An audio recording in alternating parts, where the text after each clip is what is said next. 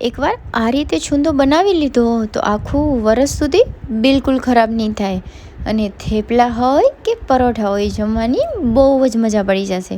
તો તમે પણ બધા આ છૂંદો જરૂર ટ્રાય કરજો. અને બિલકુલ તડકામાં પણ સુકાવવાની જરૂર નથી, અને કોઈ બી ન્યૂ બિગેનર્સને પણ આરામથી આવડી જશે. તો તમે બધા પણ આ છૂંદો જરૂર ટ્રાય કરજો.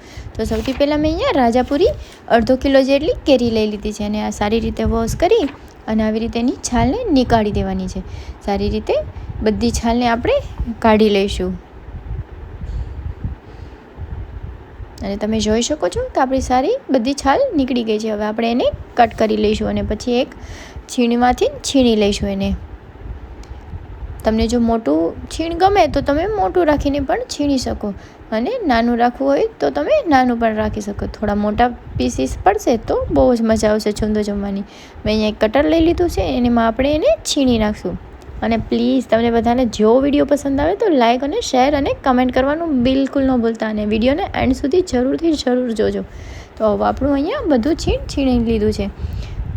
અહીંયા હું કટોરીની મદદથી એને માપી લઈશ, અને એટલે આપણે ખાંડ લેવાની પણ ખબર પડે, એટલે આરામથી કોઈ પણ કરી શકે છે. મેં અહીંયા એક કટોરી પહેલાં માપી, અને બીજી કટોરી 2 કટોરી જેટલું અહીંયા થયું છે. તો આપણે એની સામે એટલી ખાંડ લઈશું. અહીંયા મેં પણ 2 કટોરી ખાંડ લીધી છે, અને સારી રીતે મિક્સ કરી અને આપણે એને 2 કલાક સુધી ઢાંકીને રહેવા દેવાનું છે. પહેલાં સારી રીતે મિક્સ કરી લઈશું, અને પછી 2 કલાક સુધી ઢાંકીને એને રહેવા દેવાનું છે. આનાથી બધી ખાંડ સારી રીતે એબ્ઝોર્બ થઈ જાય અને મસ્ત મેલ્ટ થઈ જાય. હવે ઢાંકીને મૂકી દઈશું, અને 2 કલાક પછી ખોલીને જોઈશું. તમે જોઈ શકો છો કે ખાંડનું મસ્ત પાણી બની ગયું છે. આવી રીતનું થઈ જાય ત્યાં સુધી આપણે એને રહેવા દેવાનું છે. સમથિંગ 2 કલાકમાં આરામથી થઈ જશે. અને પછી એક પેન લઈશું, ગેસ ચાલુ કરી અને ડાયરેક્ટ જ એને એડ કરી દેવાનું છે. નથી ઓઇલ કે નથી કાંઈ પણ લેવાનું. અને આપણે એનું પહેલાં મીડિયમ ગેસ રાખવાનું છે, અને સારી રીતે જેટલી પણ ખાંડ હોય એને સારી રીતે પહેલાં મેલ્ટ કરી લેવાની છે. મીડિયમ ફ્લેમ રાખી અને ધીમે બધી ખાંડને મેલ્ટ કરી લેવાની છે. અને આવી રીતે કન્ટિન્યુઅસલી ચલાવતું રહેવાનું છે.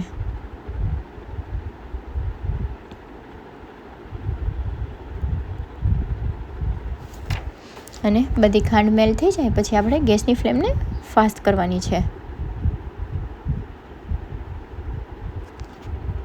જો તમે જોઈ શકો છો કે ગેસની ફ્લેમને ફાસ્ટ કરશો પછી હલાવવાનું મૂકી દેવાનું છે, એટલે આવી રીતનો એક ઉભરો આવી જશે. અને સારી રીતે પહેલાં મિક્સ કરી લેવાનું છે. અને આપણે અહીંયા એકતાની ચાસણી લેવાની છે. એ હું તમને દેખાડીશ કે કઈ રીતની લેવાની છે. એવી રીતે તમારે કરતું જવાનું છે. અહીંયા આપણો ઉભરો આવી ગયો છે, અને ગેસની ફ્લેમને થોડી ધીમી કરી દઈશું. અને આપણે અહીંયા મરચું એડ કરી દઈશું, જીરા પાવડર એડ કરી દઈશું, અને સારી રીતે મિક્સ કરી લેવાનું છે. અને આપણે અહીંયા મીઠાને એડ નથી કરવાનું. તો અહીંયા કોઈ પણ વ્રત કે ઉપવાસમાં પણ તમે આ છૂંદો જમી શકો છો. અને સારી રીતે મિક્સ કરતું જવાનું છે. અને થોડું ઘટ થવા માંડે એટલે આપણે જોવાનું કે ચેક કરી લેવાનું કે આપણી ચાસણી બની ગઈ છે કે નહીં. એક તારની ચાસણી અહીંયા બનાવવાની છે. અને જો તમને એક તારમાં ના ખબર પડે તો એ કન્ટિન્યુઅસલી ચલાવતું જવાનું છે. થોડું મસ્ત ઘટ થાય એટલે આપણે ગેસની ફ્લેમને ઓફ કરી દેવાની છે. હવે આપણે અહીંયા ચેક કરી લઈશું કે આપણી ચાસણી બની ગઈ છે કે નહીં. તમે જોઈ શકો છો કે મસ્ત પહેલાં કરતાં થોડું ઘાટું થઈ ગયું છે.